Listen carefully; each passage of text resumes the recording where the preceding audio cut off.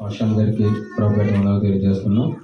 అలా మరి కూడి వచ్చిన సంఘ పెద్దలు అలాగే మరి విశ్వాసులందరూ కూడా మరి పిలిచిన క్షణం వచ్చిన వారందరినీ కూడా ప్రభుపేట కూడా మీకు వందనాలు తెలియజేస్తున్నాను.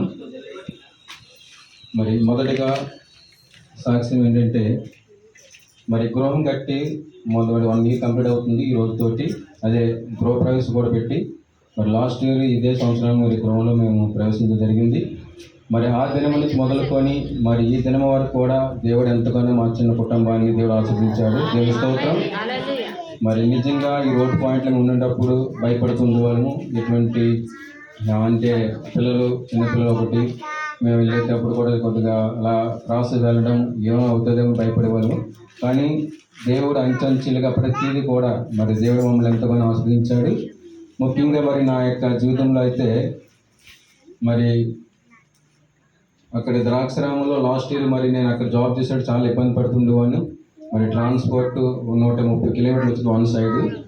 మరి 1 వీక్ అక్కడ ఉండి మళ్ళీ రావడం అంటే చిన్నపిల్లలు విడిచి వెళ్ళడం అంటే చాలా బాధగా ఉండేది. కానీ తప్పదు.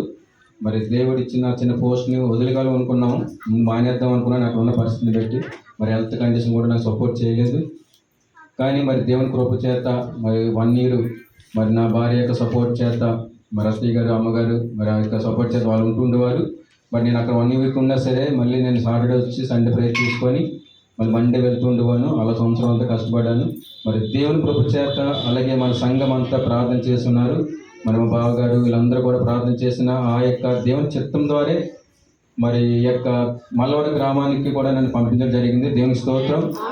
నిజంగా నేను అక్కడ వచ్చిన క్షణమే దేవుడి పరిచర్యలో చాలా ఉండాలని చాలా తీర్మానం చేసుకున్నాను. ఎందుకంటే లాస్ట్ ఇయర్ ప్రతి మంగళవారం ప్రతి ఒక్క ఆరాధనలు అంటే ఎక్కడ హోటల్ జరిగింది సరే అక్కడ ఉంటూ ఉండేవాడిని. ఒక్క ఆదివారం తప్పించి ఆదివారం కూడా మన హాలిడే డ్యూటీ ఉంటుంది, అది ఉంటే అక్కడ ఉండిపోయేవాడిని. అలా చాలా ఇబ్బంది పడుతూ ఉంటుంది పరిస్థితి అంతా. కానీ ఈ సంవత్సరం మరి దేవుని కృప చేత మరి మల్లవరం గ్రామంలో పంపించారు. అలాగే మల్లవరం గ్రామంలో ప్రిన్సిపల్ గారు కూడా చాలా మంచి ఆయన. ప్రతి విషయంలో కూడా మనకి ఫుల్గా సపోర్ట్ చేస్తుంటారు. హెల్త్ బాగుందంటే మరి యాక్చువల్గా స్టడీ అవర్స్ ఉంటాయి ప్రతి సోమవారం నైట్, అలాగే లక్ష్మీవారం నైట్ నా స్టడీ అవర్లు ఉన్నాయి ఉండిపోవాలి పిల్లల దగ్గర. అది కూడా ఒక 2 months 3 months మీకు తగ్గే వరకు బాగున్నంత వరకు మీకు స్టడీ అవర్ ఉండదని సెలవిస్తున్నారు. దేవుని స్తోత్రం. అదేవిధంగా మరి నాకు జాబ్ విషయంలో కూడా మరి జాబ్ కాంటాక్ట్ చేసే అవకాశం ఉందన్నారు. మరి దయచేసి అది కూడా ప్రార్థనలో పెట్టాలని చిన్న సంఘాన్ని మీకు మనవి చేసుకుంటున్నాను. సంఘ ప్రార్థనలో పెట్టండి. దేవుని చిత్తం అయితే అది కూడా జరుగుతుంది. ఖచ్చితంగా యెహోవా ఈరని నమ్ముతున్నాను. దేవుని స్తోత్రం. హల్లెలూయా. అలాగే ముఖ్యంగా నా హెల్త్ విషయం కోసం ప్రార్థించండి. మరి మొన్న MRI స్కాన్ దించినప్పుడు మరి అందులో చిన్న క్లాట్ ఉందని చెప్పారు బ్రెయిన్లోని. మరి అది ట్యాబ్లెట్ వాడుతున్నాను. అది కూడా క్యూర్ అయ్యేలాగా మరి ప్రార్థన చేయండి. అది కూడా అవుట్ ఆఫ్ డేంజర్ చెప్పారు. ఎందుకంటే నాకు ఆ క్షణం పాటు అది వర్టికో అది ఏమైనా వచ్చిందంటే చాలా ఇబ్బంది అయిపోతుంది. ఒక 2 hours 3 hours అసలు నా మైండ్లో కానీ ఏముంది అప్సెట్ అయిపోయినట్టు అయిపోతుంటుంది. కానీ ఆ క్షణం దాటిన తర్వాత బాగానే ఉంటుంది. అదేంటంటే అలా సంవత్సరం వరకు 2018లో వచ్చింది. ఎక్కడంటే మల్లవరంలో వచ్చింది మొదటిగాను. మళ్ళీ తర్వాత మరి అలా తరిపేది ఒక నెలకి 2 సార్లు 3 సార్లు వస్తున్నప్పుడు చాలా ఇబ్బంది అయ్యేది. మరి జర్నీలో ఉన్నప్పుడు దేవుని చిత్తం అయితే ఒకటే నాకు ఇదేంటంటే దేవుని కృప చేత వచ్చేటప్పుడు 1 hour ముందే నాకు తెలుస్తుంటుంది. మొక్కం తిరగడం, చెమటలు పట్టడం ఇలాగే జరుగుతుంటుంది. కానీ ఒక 2 hours దాటితే నా కంట్రోల్లో నేను ఉండలేను. ఎందుకంటే భూమి తిరిగిపోయినట్టు చాలా ఇబ్బంది అయిపోయింది. ఎందుకంటే అది అనుభవించడానికి తెలుస్తుంది. దేవుని స్తోత్రం. కానీ అదంతా కూడా మరి డాక్టర్ దగ్గరికి వెళ్ళినప్పుడు అవుట్ ఆఫ్ డేంజర్ చెప్పారు. మెడిసిన్ వాడుతున్నాను. దానికోసం కూడా ప్రార్థనలు పెట్టండి. దేవుని స్తోత్రం. మరి మొదటిగా మరి నా భార్యను పెట్టి నా బిడ్డలు పెట్టి కూడా నిజంగా దేవుడు గొప్ప మా బహుమానాలు ఇచ్చి ఉన్నారు. దేవుని స్తోత్రం. కాబట్టి ఇదంతా కూడా దేవుడు మా ఎడలు చేసి కృపను పెట్టి నమ్ముతున్నాను. మరి చిన్న సాక్ష్యం దేవుడు ఆశీర్వదించి మరి దీవించును గాక. ఆమేన్.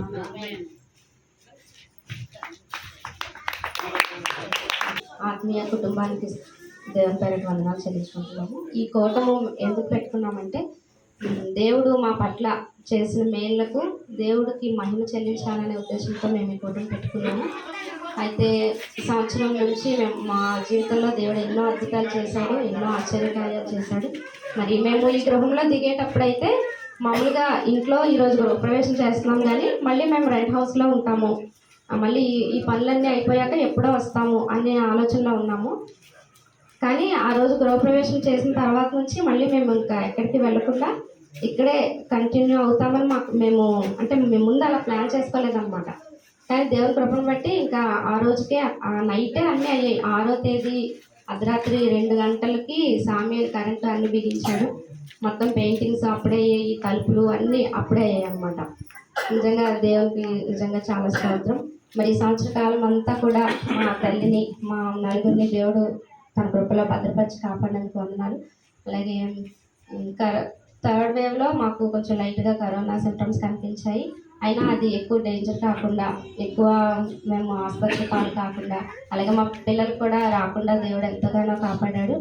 అలాగే ఈ ఇల్లు కట్టే లాస్ట్ మూమెంట్లో మాకు ఇంటర్ డిస్ట్రిక్ట్ ట్రాన్స్ఫర్, అంటే వేరే జిల్లా వెళ్ళే ట్రాన్స్ఫర్ అనేది పెట్టారనమాట. అయితే మాకు ఇక్కడ మెట్టసారి అని ఒక ఆయన ఉంటారు. ఆయన ఇక్కడ ఇదే ప్లేస్లో అప్పటికి ఇంకా ఇదేం కట్టలేదు. పాస్టర్ గారు, దానియల్ బ్రదరు, మేమిద్దరం ఇక్కడ ఉన్నాము. అతను ఫోన్ చేసి అన్నారనమాట, మీరు ఇంటర్ డిస్ట్రిక్ట్ పెట్టుకుంటారా అంటే, నేను సరదాగా బ్రదర్తో అన్నాను, బ్రదర్ మీ జిల్లా వచ్చేయమంటారా అని. తర్వాత అది అలా సీరియస్ అయ్యి ఆయన పెట్టుకోండి మేడం గారు, ఇంకొక ఆయనకి అది ఆయన మ్యూచువల్ రావాలంటే ఒక లడ్డు ఒక ఇటు వెళ్ళాలన్నమాట, అతనికి మీరు హెల్ప్ చేసినట్టుగా ఉంటారు అని అనడంతో అది అలాగా చాలా అంటే లాస్ట్ ఇంకా జూలై 16 లాస్ట్ డేట్ అనమాట. అదేంటి ఇలా ఇది మనకి అప్పటికి నేను గునుపూడిలో 5 సంవత్సరాలు జాబ్ చేశానండి. అది చాలా దూరంగా ఉండేది, చాలా లేపు అనమాట. సండే మేము రావడానికి వెళ్ళడానికి తప్ప మళ్ళీ మధ్యలో రావడానికి అయ్యేది కాదు. అయితే అప్పుడే అక్కడ నుంచి నేను రిలీవ్ అయ్యి వచ్చాను అనమాట. ఇప్పుడే ఒక లూప్ ఏరియా నుంచి వచ్చాము, మళ్ళీ ఇప్పుడు ట్రాన్స్ఫర్ పెడితే ఎక్కడ కొడతారో తెలియదు, ఇది ఆఫర్ అనుకోవాలా లేకపోతే మనకు పరీక్ష అనుకోవాలా అని ఆ లాస్ట్ మూమెంట్ వరకు ప్రేయర్ చేశాము. అంటే ఇంకా జూలై 16వ తేదీ 12 గంటలకే సైట్ క్లోజ్ అయిపోద్ది అన్న వరకు ప్రభా నీ చిత్తమైతే అవ్వాలి లేకపోతే లేదు అని అలా ప్రేయర్ చేస్తూ ఉన్నాము. తర్వాత మొత్తానికి ఇంటర్ డిస్ట్రిక్ట్ ట్రాన్స్ఫర్ పెట్టేసాం కానీ ఎక్కడ వస్తుందో, ఎందుకంటే ఈస్ట్ గోదావరి జిల్లా చాలా పెద్దది కాబట్టి ఏ మూలకు కొట్టినా చాలా ఇబ్బంది పడాలి పిల్లలతో అని అనుకున్నాము. తర్వాత ఇక్కడ కోటనందూరు మండలం, తుని మండలంలో వస్తుంది అని అనుకున్నాము. అయితే కౌన్సిలింగ్కి వెళ్ళే టైంకి ఏమైందంటే బ్రదర్కి నాకు తోడు రావడానికి ఆయన కుదరలేదు, ఎందుకంటే ఆయనకి ఫిజిక్స్ ఫైనల్ ఎగ్జామ్స్ అనమాట ఇంటర్. అప్పుడు మే 13వ తేదీన మాకు రిలీవింగ్ ఆర్డర్ ఇవ్వడం, అంటే ఈ మండలం నుంచి మీరు వెళ్ళిపోండి అని వాళ్ళు రిలీవింగ్ ఆర్డర్ ఇవ్వడం అనమాట. ఆ రోజు ఏమైందంటే మెట్టసారి అని చెప్పాను కదా, ఆయన మా జిల్లా నుంచి ఆయన నేను ఇద్దరమే పెట్టాము మా మండలం నుంచి ఇంటర్ డిస్ట్రిక్ట్ ట్రాన్స్ఫర్. మేము ఇద్దరం కలిసి వెళ్ళాము, రిలీవింగ్ ఆర్డర్ ఇచ్చారు. అప్పుడు ఆయన లక్కీగా ఏం చేశారంటే ఒకటి కాకుండా 2 ఆర్డర్స్ రెండు ప్రింట్స్ తీయించారనమాట. సరే మేము వెళ్ళాము, నర్సిపట్నం వెళ్ళి ఎంఈఓ గారితో సైన్ పెట్టించుకొని తిరిగి వచ్చేస్తున్నాము. అయితే నేను స్కూల్లో పనిచేసే సారు మాకు ఎదురుగా వచ్చారనమాట. ఎదురుగా బండి మీద మేము అటు నుంచి వస్తుంటే ఆయన ఎదురుగా వస్తున్నారు. ఆయన మామూలుగా చెయ్యి ఊపితే మేము చెయ్యి ఊపా ముందుకు వచ్చేసాం. అయితే మాకు ఈ రిలీవింగ్ ఆర్డర్స్తో పాటు మా ఎస్ఆర్ కూడా మాకు ఇచ్చేస్తారనమాట. ఎస్ఆర్ అంటే మన సర్వీస్ రిజిస్టర్, అందులో మన సర్వీసు మనం ఎప్పుడు జాయిన్ అయ్యాం అంతా డేటా ఉంటుంది. ఇప్పటివరకు ఈ సాక్ష్యాన్ని నేను ఎవరికి చెప్పలేదు, అంటే ఇలా చెప్పుకోవాలని దాచుకున్నాను అనమాట. ఈ సాక్ష్యాన్ని దాచుకుంటున్నాను ఈరోజు చెప్పాలని. అయితే ఆ సర్వీస్ రిజిస్టర్ ఎస్ఆర్ అనేది చాలా ఇంపార్టెంట్ అనమాట ప్రతి ఎంప్లాయ్కి. అది ఈ రిలీవింగ్ ఆర్డర్స్ ఏం చేశానంటే బండికి పక్కన తగిలించి నేను పట్టుకుంటాను కదా, నా చేతిలో వచ్చి ఏమైపోద్ది అన్నట్టుగా పట్టుకొని వస్తున్నాను. ఈలోపు మా స్కూల్లో నాతో పనిచేసే సార్ ఎదురు వచ్చారు, హాయ్ చెప్పాను, ఆయన వెళ్ళిపోయారు, మేము ఇలా వచ్చేసాం. కొంత దూరం వెళ్ళిన అప్పటికి ఏంటంటే నేను ప్రేయర్ కాల్లో ఉన్నాను. అంటే కాల్స్ చేసుకొని ప్రేయర్ చేసుకునే వాళ్ళం ప్రతిరోజు మధ్యాహ్నం 2 గంటల నుంచి 5 గంటల వరకు. ఆ ప్రేయర్ కాల్లో ఉన్నాను, అది వింటూనే వెళ్ళి వచ్చే జర్నీలో కూడా వింటూనే ఉన్నాను. రూతాంటి వాళ్ళందరూ కూడా బ్యూలా ఇలా వెళ్ళింది రిలీవింగ్ ఆర్డర్ కోసం, ప్రేయర్ చేద్దాం ఈరోజు పని అయిపోవాలని కానీ ప్రేయర్ చేస్తూ ఉన్నారు, నేను అందులో ఉన్నాను అనమాట. అయితే కొంత దూరం వెళ్ళిన తర్వాత నేను ఒక సార్తో వెళ్ళాను కదా, ఆయన సడన్గా బండి ఆపేసరికి అంటే చాలా సడన్గా ఫాస్ట్గా వెళ్ళే బండి ఆపారనమాట. ఏమైంది సార్ అంటే మేడం గారు మీ ఎస్ఆర్ పడిపోయింది అన్నారు.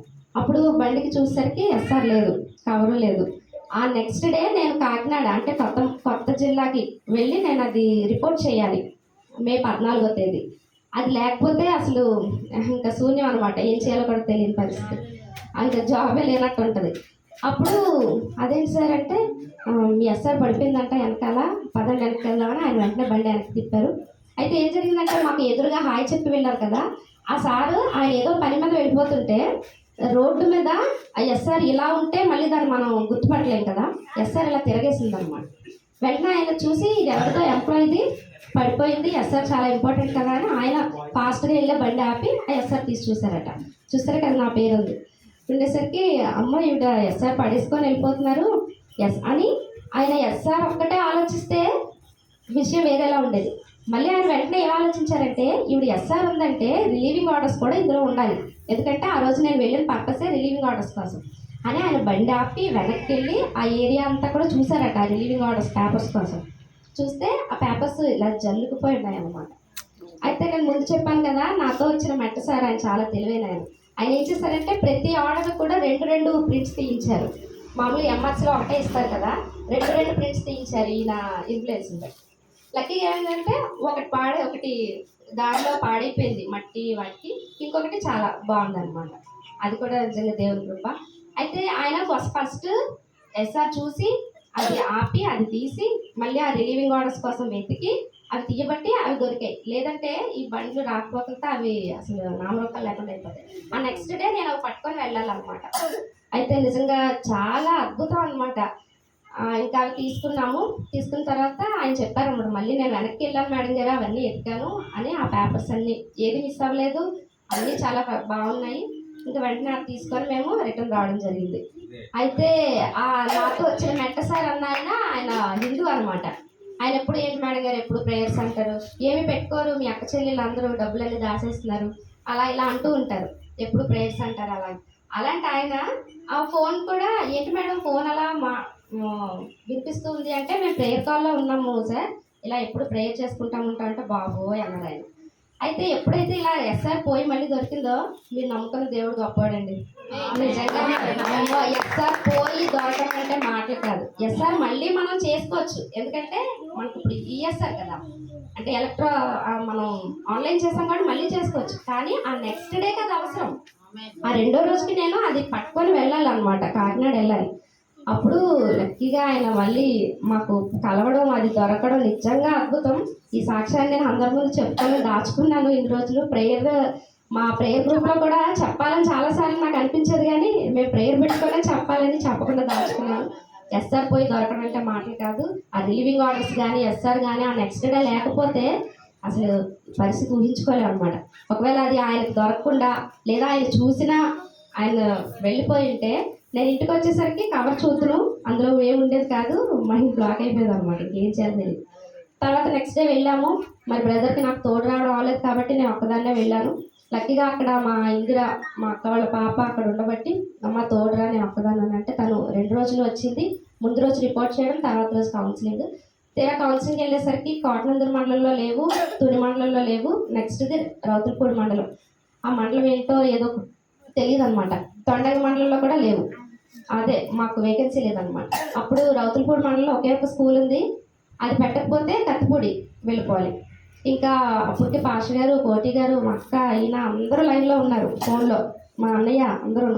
ఇంకా ఏమీ తెలియట్లేదు. వాళ్ళేమో త్వరగా చెప్పండి అంటున్నారు. నేను ఎంత టెన్షన్ పడ్డానో ఇందిరా చూసింది. అయితే ఇంకా ఫోన్లో ఇంకా రౌతులపూడి మండలం అది ఓకే చేసేయంటే ఓకే చెప్పేశాను. వాళ్ళే అనౌన్స్ చేస్తారు. మళ్ళీ బ్రదర్ ఏమో వద్దు కత్తిపూడి చెప్పాను. ఈలోపు ఆయన ఏమో మీరు సంతకం పెడతారా లేకపోతే మొత్తం క్యాన్సిల్ చేసామంటారా, ఆయన సీరియస్ అయిపోతారు. ఇంకా ఓకే చేస్తాము. ఆ స్కూల్ ఏంటో తెలీదు, ఏమీ తెలీదు. అప్పుడు నెక్స్ట్ డే మళ్ళీ ఇక్కడికి వచ్చి రిపోర్ట్ చేయాలి. అప్పుడు కూడా బ్రదర్ రావడం అవ్వలేదు. అప్పుడు కూడా నేనే వెళ్ళి రిపోర్ట్ చేశాను. అన్ని అద్భుత రీతిగా దేవుడు చాలా సాయం చేశాడు. నేను అక్కడికి వెళ్ళేసరికి స్కూలు ఆ ఊరు అంతా చాలా పీస్ఫుల్గా ఉంది. హ్యాపీగా దూరం ఒకటనే బాధగానే హ్యాపీగా జాబ్ చేసుకుంటున్నాను. ఈలోపు ఈయనకి రెన్యువల్ ఇవ్వలేదు కదా, ఈయనకి రెన్యువల్ ఇవ్వాలి. మళ్ళీ ద్రాక్షారామం కొడితే ఇంకా జాబ్ మానేయాలని డిసైడ్ అయిపోయాము. ఇక్కడ తుని కానీ మల్లవరం కానీ తుని కానీ రావాలనుకున్నాము. అయితే బ్రదర్ అడగకుండానే అక్కడ ఫిజిక్స్ బాగా వచ్చిందనమాట రిజల్ట్స్. దాన్ని బట్టి ఆయన ప్రిన్సిపల్ గారు మరి ఈయనకి హెల్త్ ప్రాబ్లం కదా అని మేము అడగకుండా ఆయనే మాకు మల్లవరం కొట్టారు, మల్లవరం ఇచ్చారనమాట ట్రాన్స్ఫర్లో. నిజంగా దేవుని స్తోత్రం. మేము ఒక సంవత్సరం అంతా ఎంత మేము అతను దగ్గర నేను దగ్గర వెళ్ళడానికి రావడానికి ఇబ్బంది అయ్యి ఎంత మేము బాధపడ్డామో, ట్రబుల్ అయ్యామో. నిజంగా ఇప్పుడు ప్రతిరోజు ఇద్దరం కలిసి వెళ్ళి అంత దూరమైనా సరే కలిసి వస్తున్నాము. నిజంగా దేవుని కృప. మరి నన్ను డ్రాప్ చేసి ఆయన వెళ్ళడం, మళ్ళీ నేను ఆయన దగ్గరికి వెళ్ళి ఇద్దరం కలిసి వస్తామన్నమాట. మరి నిజంగా దేవుని కృప. ఇప్పుడు ప్రెసెంట్ అయితే మేమిద్దరం ఒకే మండలంలో చేస్తున్నాము. ఒకే ఎంఎస్ ఒకే ఆ, మండలం అనమాట. దానియల్ బ్రదరు ఈయన నేను కూడా ఒకే దగ్గర చేస్తున్నాము, ఒకే మండలంలో దగ్గరలో. నిజంగా దేవుడు మా పట్ల చేసిన గొప్ప మేలని నేను నమ్ముతున్నాను. అలాగే ప్రతిరోజు ప్రేయర్ కాల్స్లో మా అందరి గురించి ప్రేయర్ చేసిన అందరికీ కూడా దేవుని పేరిట నేను థ్యాంక్స్ చెప్పుకుంటున్నాను. మరి ఈ చిన్న సాక్ష్యాన్ని దేవుడు దీవించిన గాక. మా గురించి ఇంకా ప్రేయర్ చేయండి. బ్రదర్కి చిన్న ప్రాబ్లం ఉంది. మేము మానవ ప్రయత్నంగా డాక్టర్ దగ్గరికి వెళ్ళాము, కానీ మేమైతే కంప్లీట్గా దేవుడి మీద ఆధారపడ్డాము. దేవుడే స్వస్థపరుస్తాడని నమ్ముతున్నాము. ఆ డాక్టర్ అయితే ఫస్ట్ వెళ్ళినప్పుడు ఏమీ లేదన్నారు. నేను రిపోర్ట్ చూసి ఆనంద్ గారికి కూడా నేను రిపోర్ట్ పెడితే ఆనంద్ గారి ప్రాబ్లం ఉంది అని పెట్టారు. అవును సార్ ప్రాబ్లం ఉంది అని అనుకున్నాం. కానీ ఆ రోజు ఆయన ఏ ప్రాబ్లం లేదు అని బతికోకే ఇచ్చేసి పంపించేశారు. మళ్ళీ 10 days తర్వాత నిన్న మేము వెళ్ళినప్పుడు అమ్మ ఇక్కడ చిన్న క్లాట్ ఉన్నట్టు కనిపిస్తుంది అనేసి అంటున్నారు. అంటే అప్పుడు వెళ్ళినప్పుడు ఎక్కువ మంది ఉండడం బట్టి ఆయన అలా చెప్పారు. మొన్న మేము వరలక్ష్మి వ్రతం రోజు వెళ్ళాము. ఆ రోజు ఎక్కువ మంది పేషెంట్స్ లేరు. అప్పుడు కూల్గా ఆయన చూసి అప్పుడు చెప్తున్నారు అనమాట. అంటే డాక్టర్స్ అలా ఉంటారు, మనం ఏమి చేయలేము. కానీ అదే ఆయన అప్పుడే ఉంది అని చెప్పి అప్పుడే ఇచ్చుంటే ఈ 10 daysకి మేము అది వాడుతాం కదా. కానీ దేవుని చిత్తం, దేవుని కృప. మనుషులు మందులు కాదు, కానీ దేవుడే స్వస్థపరుస్తాడని నేనైతే నమ్ముతున్నాను. దేవుడి కోసం మనం ఒక గిన్నె చల్లీలు ఇచ్చినా, ఒక చిన్న పని చేసినా అది దేవుడు మర్చిపోడు. కాబట్టి ఖచ్చితంగా దేవుడు మా పట్ల మేలు ఎన్నో చేశాడు, ఎన్నో అద్భుతాలు చేశాడు. చెప్పాలంటే అసలు ఈరోజు సరిపోదు. ఇంకా కూడా మేము దేవుడు మాకు ఎన్నో చేశాడు. మేము దేవుని కోసం జీవించాలని, దేవుడికి దగ్గరగా జీవించాలని, దేవుని యొక్క పరిచర్యలో మా వంతు ఎంతో అది మా శక్తి లోపం లేకుండా మేము చేయాలని మేము తీర్మానించుకున్నాము. మా గురించి మీరు ప్రార్థించండి. నా తల్లి కొరకు, అత్తగారి కొరకు, మా కుటుంబం కొరకు, మా చిన్న బిడ్డల కొరకు. అలాగే రాత్రి అయితే ఈయనకి బాగా దగ్గు వచ్చేసింది. చాలా భయం వేసింది అనమాట. కంటిన్యూస్గా దగ్గుతూనే ఉన్నాడు. అప్పుడు నేను లేచి ప్రేయర్ చేశాను. అలాగ 12 గంటల వరకు అలా ప్రేయర్లోనే ఉన్నాను. తర్వాత వాడు చాలా బాగున్నాడు. ఈరోజు కూడా మంచిగా ఉన్నాడు. అది కూడా ఈరోజు చెప్పాలని నేను అనుకున్నాను. వీటన్నిటిని బట్టి దేవుని నామానికి మహిమ కలుగును గాక. దేవునికి స్తోత్రం.